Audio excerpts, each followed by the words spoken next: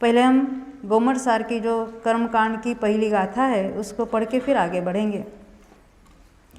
प्रणमीय शिरसाणेमिं गुणरयण विभूषणं महावीरं सम्मत्तरयण निलयं पयडि समुक्कीर्तनं वोच्छं।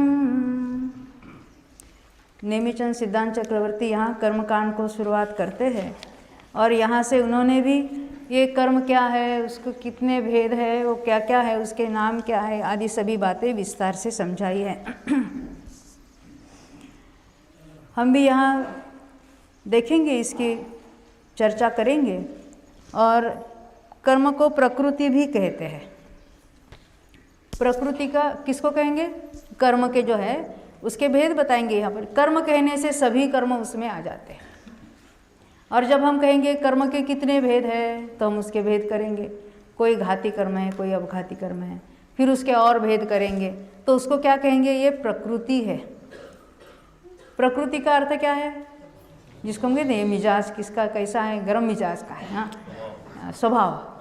प्रकृति स्वभाव को कहते हैं। तो यहाँ कर्मों में भी अलग अलग स्वभाव वाले कर्म हैं।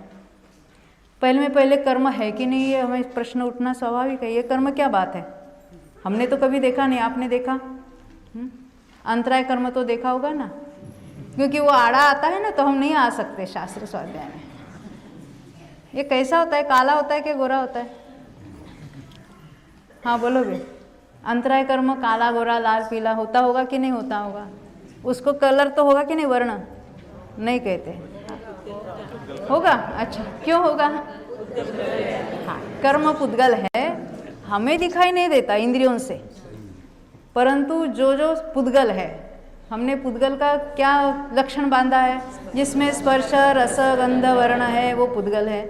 तो कर्म पुद्गल है तो उसमें भी स्पर्श भी होगा हल्का भारी, हाँ, उसमें कोई रस भी होगा, चखा नहीं कभी हमने, वर्ण भी होगा उसके लिए और गंध भी होगा।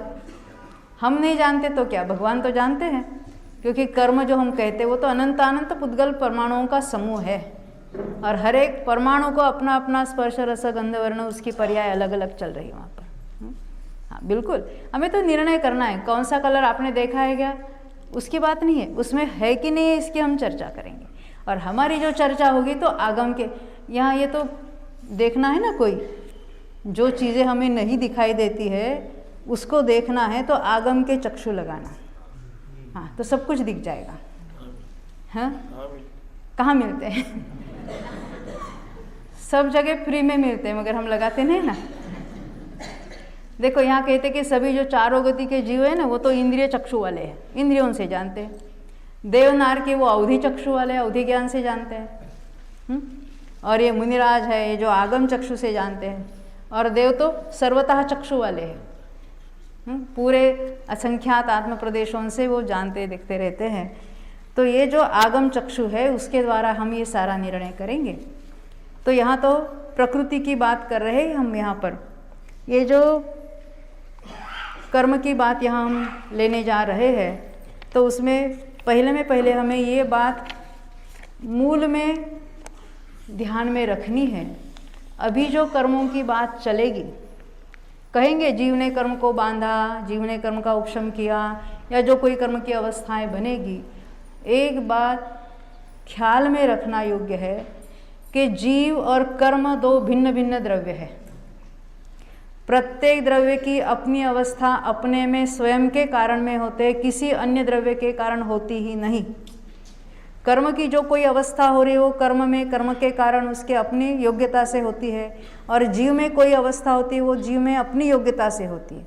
दो भिन्न भिन्न द्रव्य है, दोनों की अवस्था एक साथ होती है तो हमें ऐसा लगता है, होता नहीं है, लगता है, भाषित होता है कि इसने इसका कार्य किया या इसने इसका कार्य किया। उसको क्या कहते हैं? निमित्त नैमित्तिक संबंध। इसका तो विषय बहुत चला है अपना, द्रव्यान योग में तो चलता भी है। तो ये तो जीव में जो कोई अवस्थाएं होती है उसके जो कोई राग द्वेष के परिणाम हो या जो कोई उससे संवर निर्जरा के परिणाम या मोक्ष का परिणाम हो उसके अपने कारण होता है। और कर्म में जो कोई अवस्थाएं बन रही है वो उसके अपने कारण, जड़ में भी उसकी अपनी शक्ति है।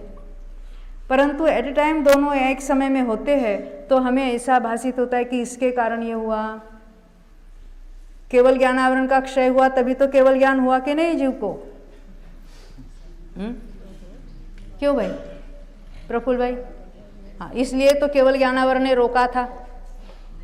तो ये जीव से बहुत पावरफुल हो गया। कौन? अचेतन। जड़ द्रव्य चेतन द्रव्य से इतना पावरफुल हुआ कि उसने केवल ज्ञान को रोका। क्या ऐसा है? और हमें अभी क्यों ज्ञान हो रहा है? हमें कर्म का क्षोभशम हो रहा है। क्या इसलिए ज्ञान हो रहा है? ज्ञान तो अपना स्वभाव है। स्वभाव को किसी पर की अपेक्षा नहीं होती है। देखो अभी हम इसीलिए ये निमित्त नैमित्तिक संबंध का हमने यहाँ विषय निकाला है। इसको क्योंकि कुछ लोग नए हैं ना, हम रोज के जो स्वाध्याय है उनको तो पता है ये कि निमित्त कुछ नहीं करता है कार्य में। जीव अपनी योग्यता से अपना स्वयं का जो कोई उसका अपने उपादान से उसके हर एक कार्य हर समय की पर्याय उसके अपने उपादान से होती है। अनादि से अनंत काल तक की सभी द्रव्यों की सभी एक एक समय की पर्याय सुनिश्चित निश्चित तो है ही है, वो अपने स्वयं के कारण अपने समय पर होती है। फिर भी उसमें अभी हम जो यहाँ कर्म संबंधी ज्ञान करने जा रहे हैं, क्योंकि हमने अपने को कर्म रूप ही माना है, कर्म के उदय रूप ही माना है। अगर नहीं मानते तो इसको समझाने की कोई ज़रूरत नहीं थी। तो हम इसका ज्ञान करके भी इससे भिन्न हमारा स्वरूप कैसा है इस बात को बारंबार याद करेंगे। इसलिए हमने यहाँ ये बात उठाई है।